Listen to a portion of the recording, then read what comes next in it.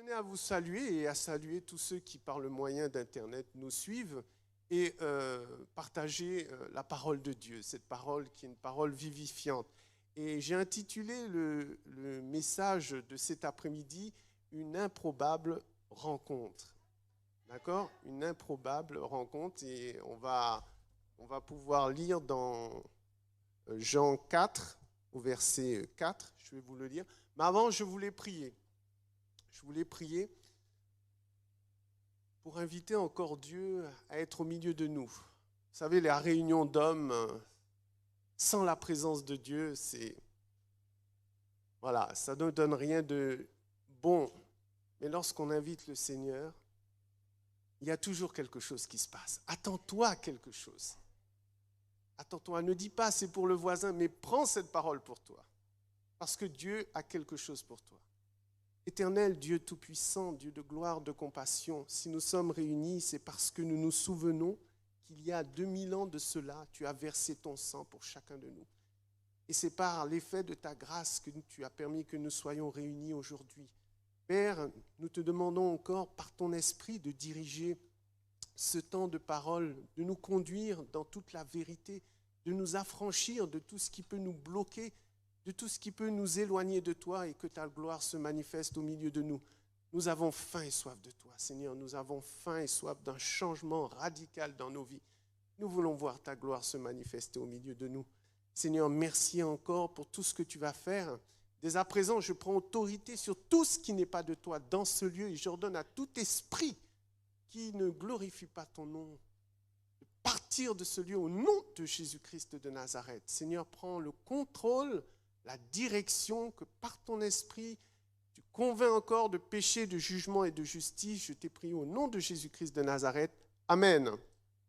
Voilà, alors le titre de mon message, comme je vous l'ai dit, c'est « Une improbable rencontre ». Alors le passage se trouve dans Jean 4, 4 et pour ceux qui sont habitués à la parole de Dieu, c'est un passage qu'on lit couramment.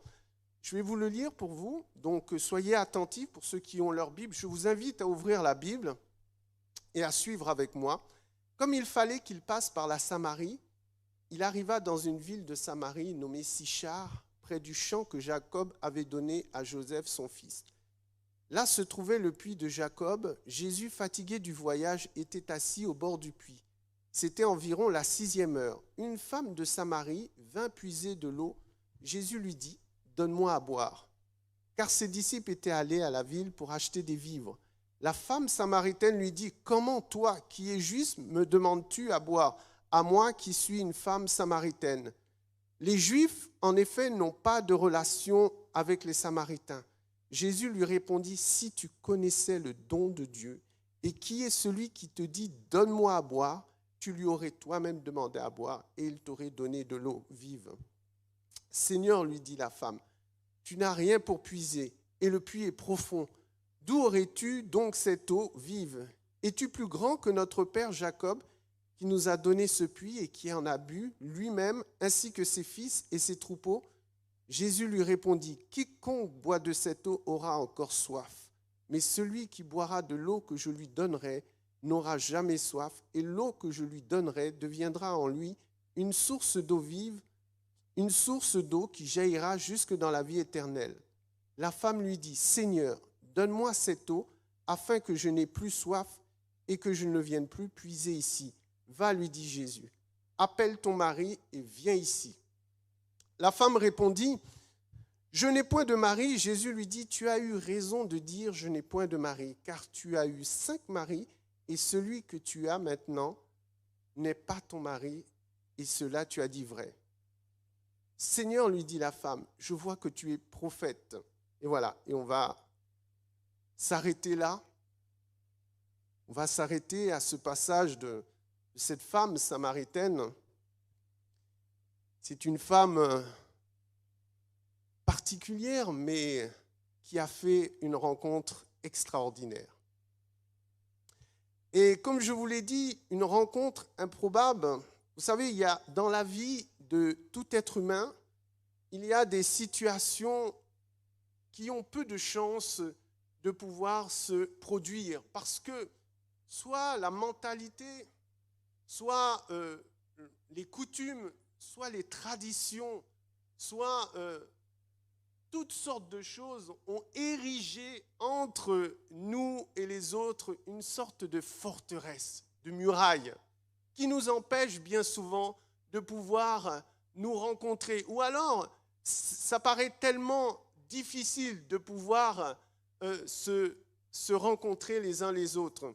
Et cette femme samaritaine, lorsque on lit le récit dans la parole de Dieu, on voit que Jésus voulait passer par là.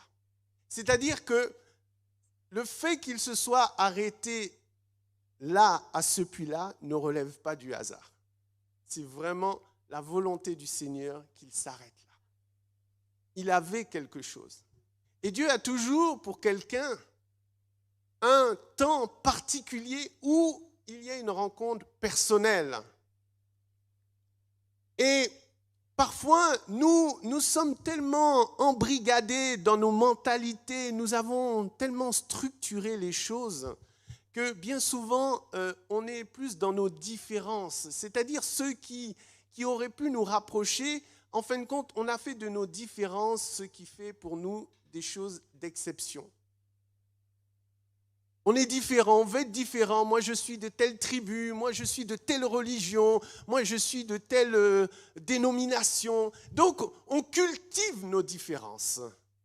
Là où, pour Dieu, ce qui est important, c'est la vie. La vie est plus importante que toutes tes différences, tout ce que tu peux faire prévaloir. Ce qui est important, est-ce que ta vie est bénie? Est-ce que ta vie est épanouie? Est-ce que tu es heureux là où tu es? Parfois, on aborde des choses comme quoi, je fais partie de tel gang, je fais partie de telle tradition. Mais est-ce que tu es heureux dans toutes ces traditions-là? Est-ce que tu es heureux? Et vous savez, Jésus, on a à apprendre de lui sur la manière d'évangéliser. Il ne se laisse pas abattre par tout ce qu'on peut mettre devant pour pouvoir prendre de la distance par rapport à lui. Il est là où il y a un cœur. Il est là où il y a des soupirs. Il est là où il y a une âme contrie qui cherche à connaître la vérité. Il se trouve là. Et donc, il passait par ce chemin-là et on nous dit que Jésus était fatigué. Et ça, c'est toute l'humanité de celui que nous servons. Parce que bien souvent, les gens ont même confondu. Ils se disent, Jésus était un homme comme toi et moi, avec les mêmes limitations que pouvait avoir un homme. C'est pour ça qu'on nous dit qu'il était fatigué. Vous entendrez des gens parfois dire, moi je ne suis jamais fatigué, moi je travaille tellement, Mais Jésus, le Fils de Dieu, lui il était fatigué. Et ça lui arrivait de se reposer, de prendre du temps pour lui.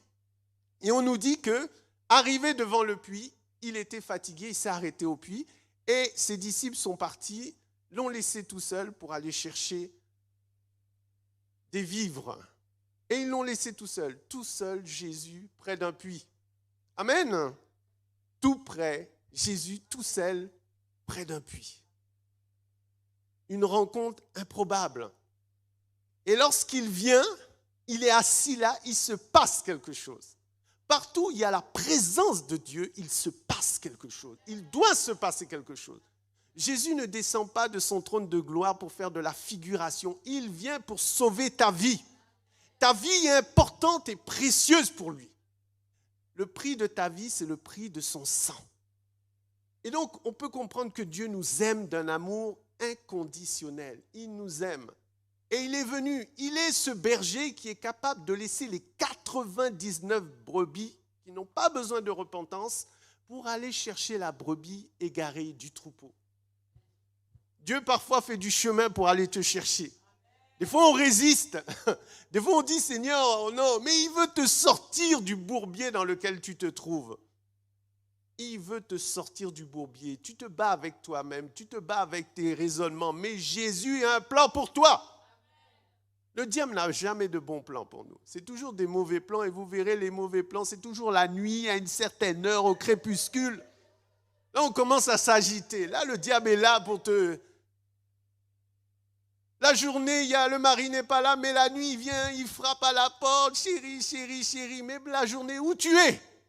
On a besoin de toi. Les enfants crient. Il faut garder. Il est où? C'est la nuit, il vient pour frapper. Il est là. Il faut dire, non, il faut arrêter avec ces choses-là. Dieu a quelque chose de meilleur. Il est le Dieu de la lumière. Tout se fait dans la lumière, dans la vérité. Il faut arrêter ces faux semblants. Il faut dire à un moment donné, stop, je suis un enfant de lumière, je vis dans la lumière, je fais les choses dans la lumière. C'est important. Donc, il est assis. Il est assis sur ce puits et arrive cette Samaritaine. Et la 6e heure, ça veut dire à peu près midi. Il est à peu près midi. Vous savez, en général, ce n'est pas quand il fait chaud qu'on va retirer de l'eau au puits. En général, on y va très tôt. Surtout quand on a besoin de faire à manger. Ce n'est pas une bonne heure. Mais lorsque tu ne veux rencontrer personne, eh ben, tu vas à des heures dont tu es sûr que tu vas rencontrer personne. Donc, il est midi quand elle sort de chez elle pour aller au puits chercher de l'eau. Et assurément, quand elle est sortie cette journée-là, je pense qu'elle ne pensait pas faire une rencontre. Et donc, quand elle arrive, elle pensait être toute seule. Et elle arrive, elle voit ce juif. Et Jésus devait être bien habillé parce qu'elle l'appelle Seigneur. Donc, il devait être bien habillé auprès du puits. Et elle arrive. Et tout de suite, elle a vu que c'est un juif.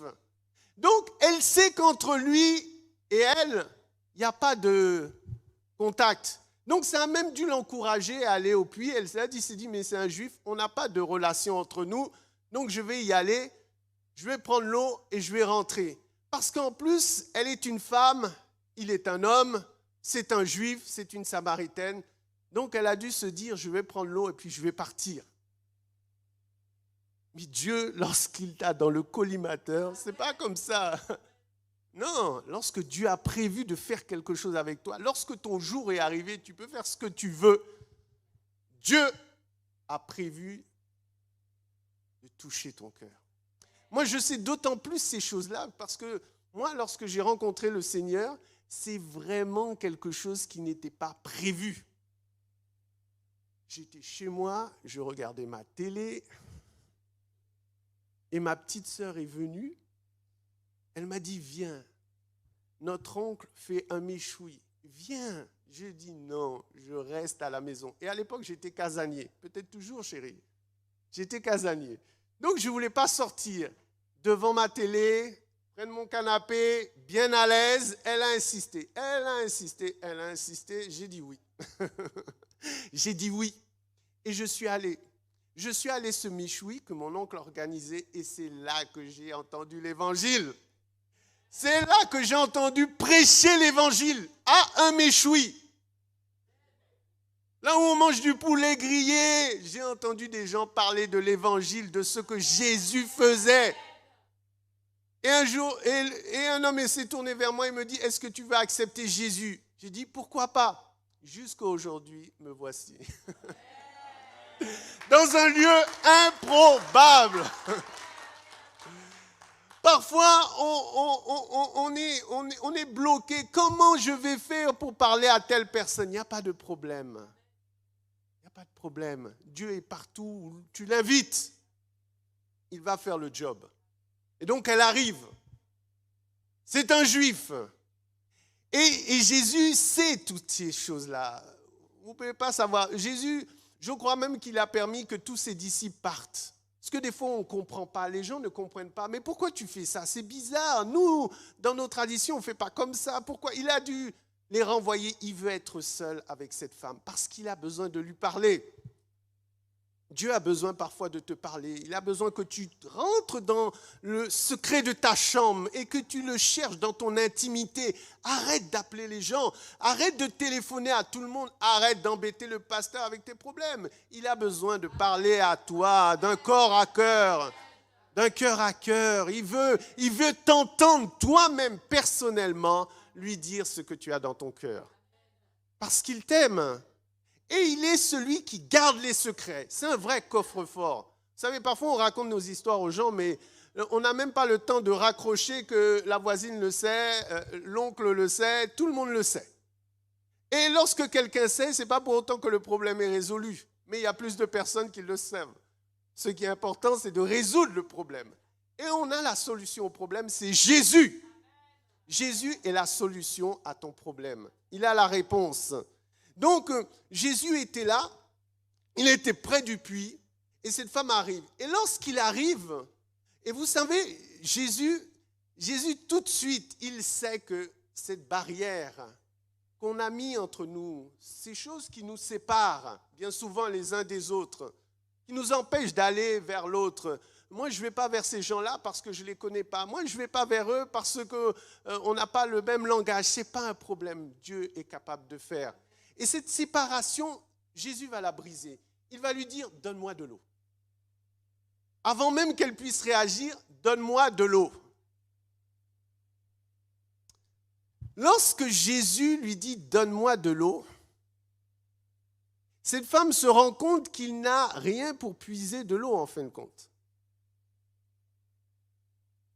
Il n'a rien. Il est assis devant un puits et il n'a rien et il me demande à moi de l'eau.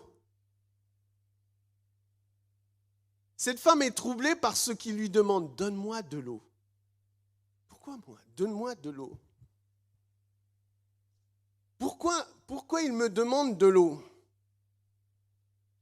La femme samaritaine lui dit, comment toi qui es juif me demandes-tu à boire à moi qui suis une femme samaritaine? Les juifs, en effet, n'ont pas de relation avec les samaritains. Vous savez, lorsqu'on veut fuir une situation, on met toujours des obstacles entre la personne et nous-mêmes. Lorsqu'on ne veut pas répondre à une question, on pose toujours une autre question.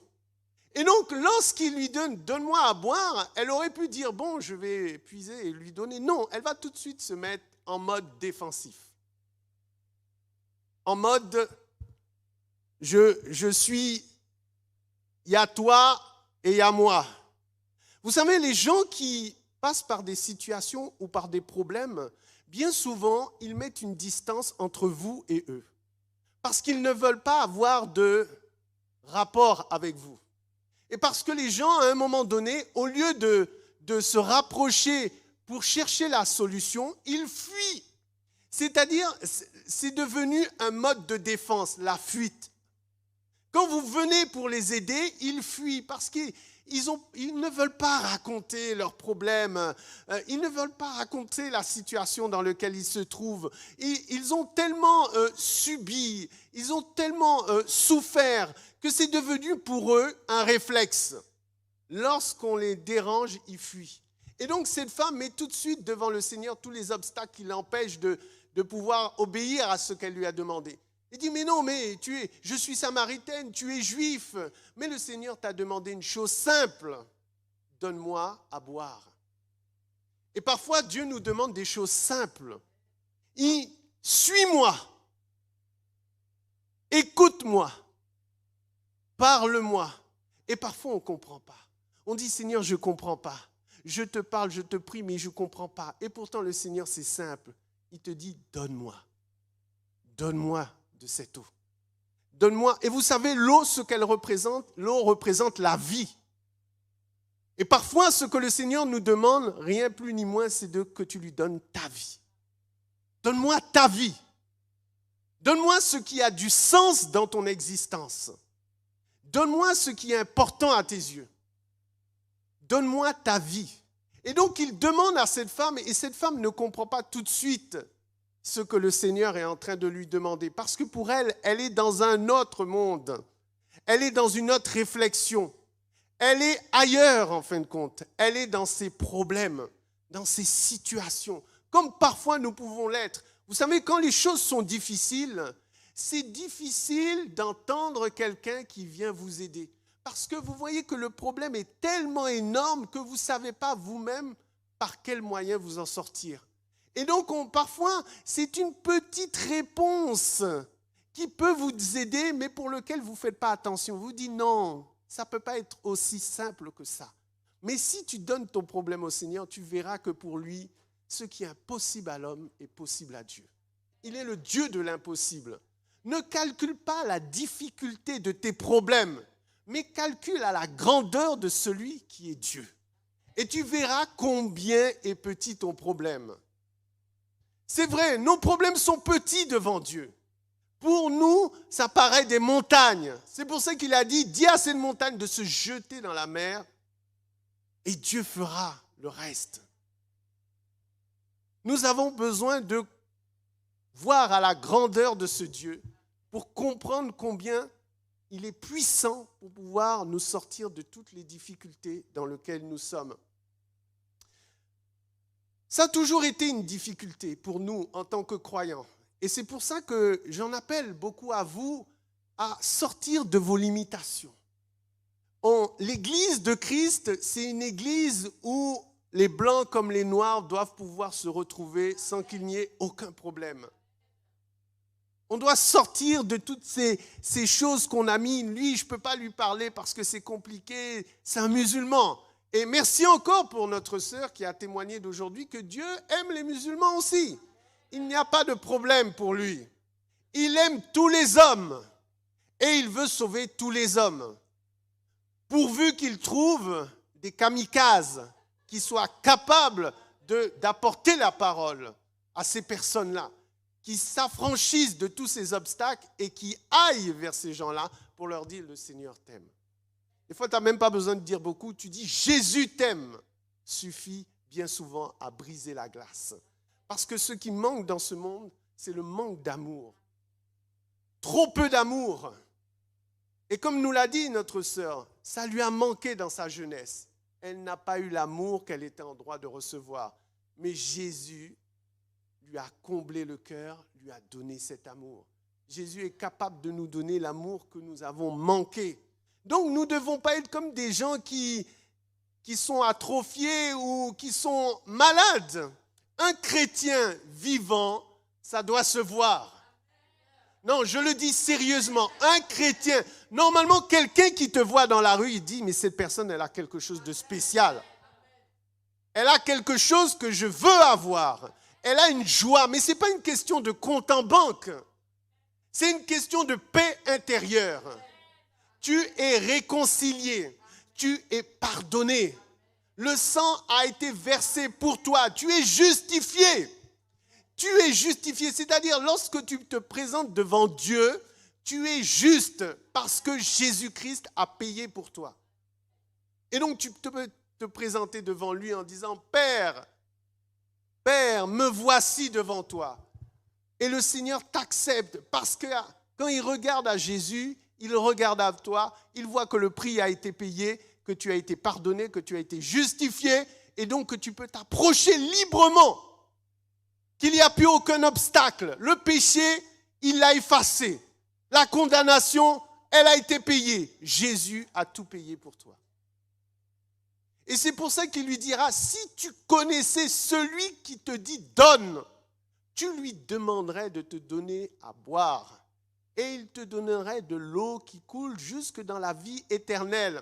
Vous savez, lorsque Dieu donne, ce n'est pas comme quelqu'un qui te donne et puis qui garde une partie. Non, il te donne en conséquence. Et il ne te donne pas non seulement pour toi, mais il te donne encore pour les autres. Oui, ma sœur, il t'a donné pour toi, mais il t'a donné pour ta fille et pour toute ta famille. Dieu donne en abondance. Il n'est pas un Dieu limité, il donne en abondance. Vous savez, Dieu s'assied près de ton puits.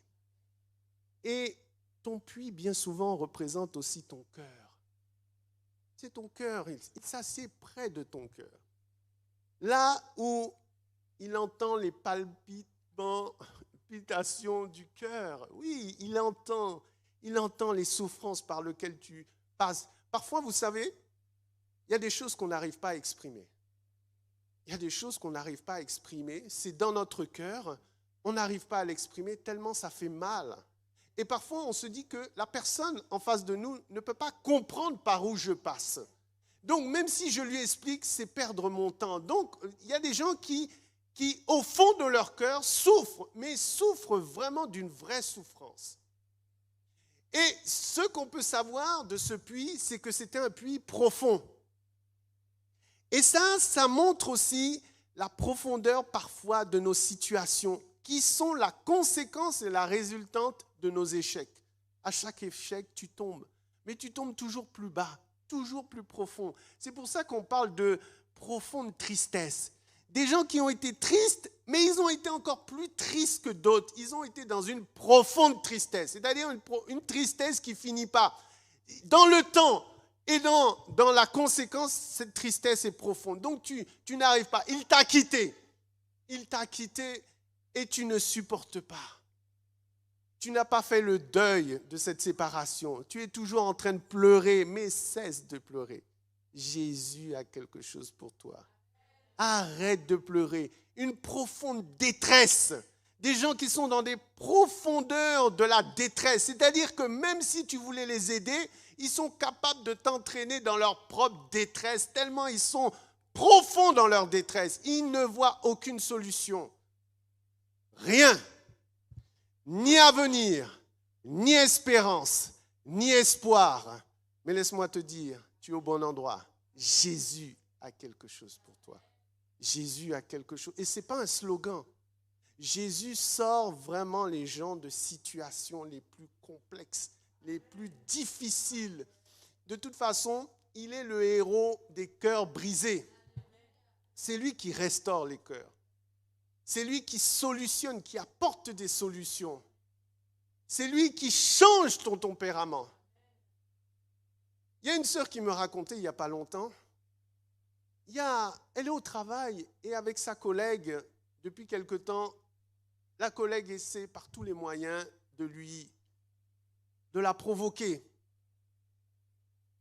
Mais c'est une enfant de Dieu. Et toute autre personne aurait pu s'énerver contre cette personne. Mais le Seigneur lui a donné une stratégie.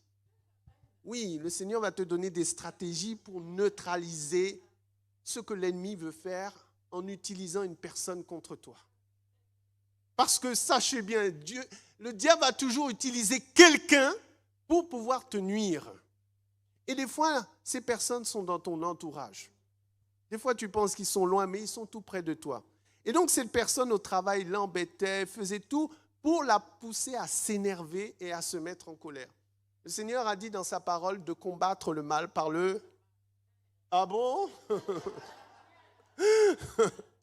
Non, on combat le mal par le bien. Mais oui, surmonter le mal par le bien. Nous sommes des chrétiens. On n'est pas des caméléons qui s'adaptent au gré des situations. Quand il faut être mauvais, on est mauvais. Quand il faut être bien, on est bien. Non, le bien, c'est toujours ce qui domine dans notre cœur. Donc, elle a décidé, le Seigneur lui a dit, lorsqu'elle s'est mise en colère, un jour, elle savait qu'elle n'aurait pas... le Seigneur lui a inspiré de lui préparer un plat. Et donc, elle arrive le jour, et comme ils mangeaient à la cantine tous les deux, ça ne veut pas dire que parce que vous mangez ensemble, vous êtes bien. Vous voyez, pourtant, c'était elle qui était contre elle. Et elle dit qu'elle lui a préparé le plus bon des repas. Et lorsqu'ils arrivent à la cantine, au réfectoire, elle lui place le repas. Et cette personne qui venait pour manger est surprise. Elle dit, mais tu t'es préparé un bon repas. Elle dit, non, c'est pour toi. Et elle a mangé, elle a trouvé ça bon. Et c'est comme ça que petit à petit, Dieu a permis qu'elle ne se mette pas en colère, mais qu'au contraire, elle combatte le mal par le bien. Et lorsque les choses, malgré toutes les tentatives pour essayer de réconcilier, les choses ne vont pas, Dieu permet que parfois les gens partent du travail. C'est ce qui s'est passé. Elle est partie du travail. Mais elle, à aucun moment, n'a failli dans sa foi, n'a été portée à la colère. Elle a eu un témoignage, vous voyez ? C'est ce témoignage qui touche les gens en fin de compte. Nous devons porter des témoignages qui touchent les gens, qui font que les gens, plus que nos paroles, ils voient nos actes. C'est ce qui est important. Ils doivent voir nos actes. Assez de chrétiens qui parlent. À un moment donné, il faut montrer ce que l'on vit réellement au quotidien. Qu'on est vraiment des gens bien, des gens fréquentables. Mais oui, parfois les voisins, ils nous ignorent parce qu'ils savent qu'on est infréquentable. Qu'une fois sorti de l'église, dans la maison, c'est que des bruits, des cris, Non. Et puis le dimanche, tu lui proposes de venir à l'église. Il ne veut pas parce que toute la semaine, il a entendu des bruits, des choses qu'il n'aurait pas dû entendre. Donc il est dérangé. Il dit, mais toi, tu m'emmènes où? Si toute la semaine on crie, c'est que le dimanche, le week-end, ça ne sert à rien. Donc il fuit. Mais quand tu as un témoignage, là c'est différent. Là tu peux apporter quelque chose aux gens. Et le Seigneur est là. Si tu connaissais celui qui te demande à boire, en fin de compte, Dieu est celui qui donne. Il veut donner, il veut donner. Et donc, cette femme ne pouvait pas lui donner de l'eau. Vous savez, quand vous êtes amer dans votre cœur, vous ne pouvez rien donner aux gens. Vous êtes toujours dans cette mode de sécurité à toujours vouloir prendre. Mais vous n'êtes jamais prêt à donner parce que vous êtes en mode difficulté. Mais le Seigneur est là. Jésus est là. Et Jésus, c'est lui qui va faire un changement. Et vous voyez, lorsque le Seigneur lui dit à un moment donné, il lui dit, femme, lui dit, Seigneur, donne-moi cette eau. À un moment donné, Dieu veut que tu puisses désirer ce qu'il te donne. Oui, il veut que tu désires, parce que ce que Dieu donne, c'est précieux. Il veut que tu ailles le chercher. C'est gratuit, mais c'est précieux. Donc, il veut que tu ailles chercher. Donne-moi de cette eau-là. Donne-moi cette eau vive qui, jusque dans la vie éternelle. Donc, ce que Dieu te donne a un impact non seulement dans ton quotidien, mais aussi dans la vie éternelle. Ça veut dire que Dieu ne te donne pas les choses en mesure. Ça veut dire que, vous savez, bien souvent, on veut que Dieu nous donne pour faire des miracles. Parce qu'on pense que si on fait des miracles, voilà. Non, Dieu veut que tu aies ce contentement au-dedans de toi, cette joie et cette paix que le monde ne peut t'offrir. Combien de gens avec le Covid, avec tout ce qui se passe en ce moment, tremblent? Ils tremblent, ils ont peur, comme s'ils avaient oublié qu'ils avaient un Dieu qui veille sur eux.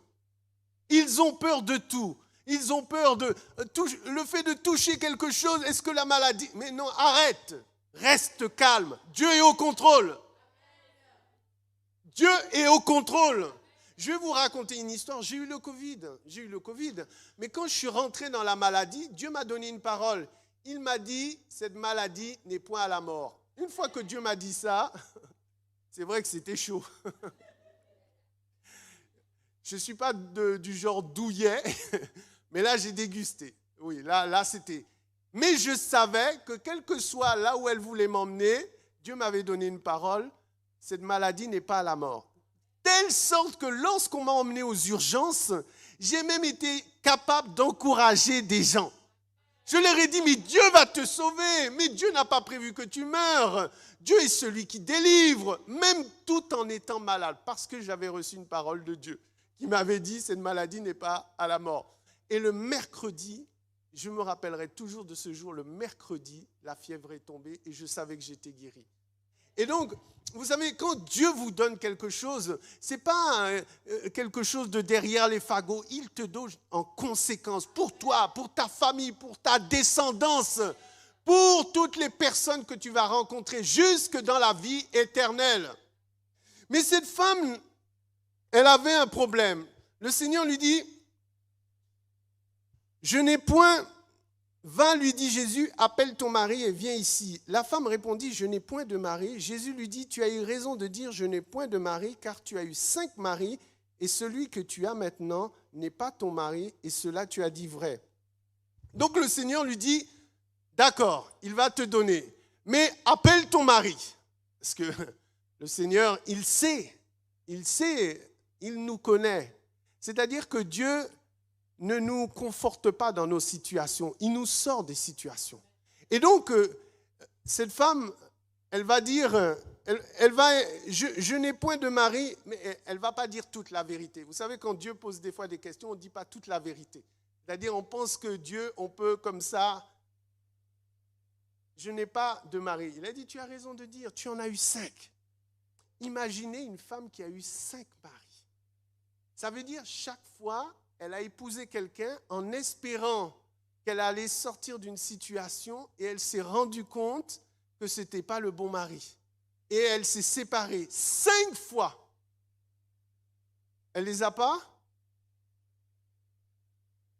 tu as eu 5 maris, et celui que tu as, elle a eu 5 maris. Donc, 5 fois, elle a eu des hommes qui, à aucun moment, n'ont pu résoudre ce qu'il y avait au fond de son cœur.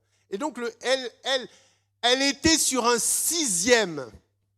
Elle était sur un 6e. C'est-à-dire, est-ce que vous comprenez? Il y a quelqu'un qui a dit, Einstein a dit cette phrase, et je voudrais qu'on la retienne ensemble. La folie, c'est de faire toujours la même chose et de s'attendre à un résultat différent. C'est de faire toujours la même chose et de croire que parce qu'on fait la même chose, le résultat va changer. Si le premier mari n'a pas réussi à combler ton cœur, le deuxième n'a pas réussi, le troisième, le quatrième, le cinquième, le sixième, rien ne va changer. Il y a un problème. Ce n'est pas en changeant de mari que tu vas changer ta situation.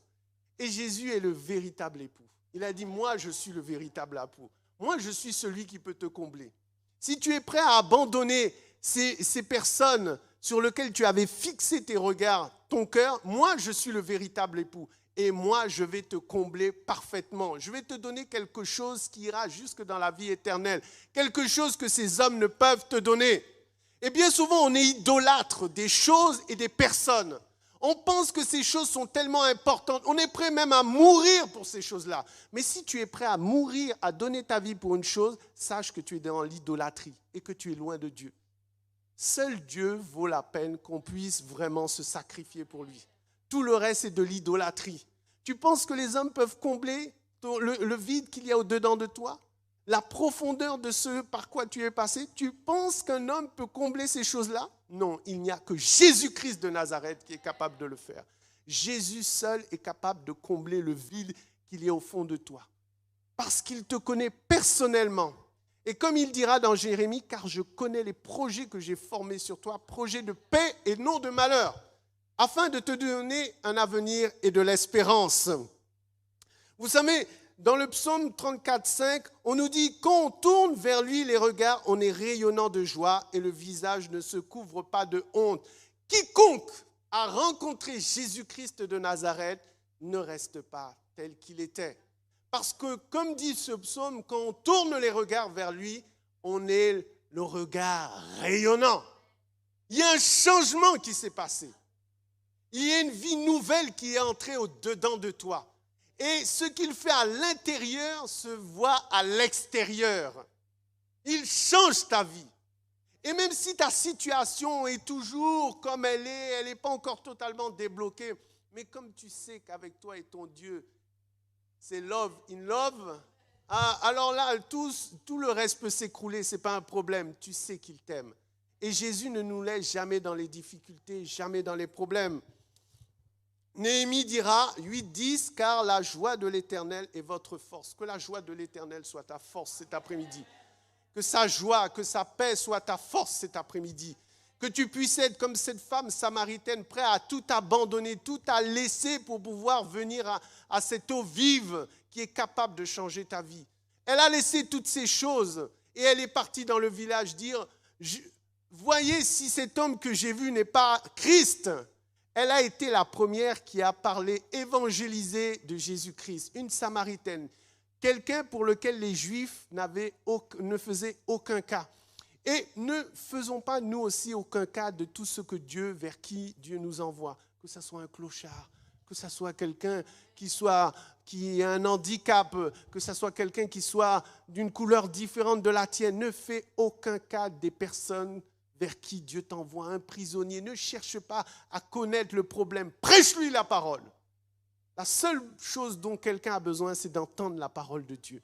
C'est cette parole qui change les cœurs, qui brise vraiment les chaînes. Le Seigneur a brisé. C'est-à-dire que lorsque Jésus s'est assis près de ce puits, il a brisé le mur de séparation qu'il y avait entre les Samaritains et les Juifs, pour pouvoir permettre à cette personne de recevoir ce pourquoi il était venu. Il a brisé cette séparation.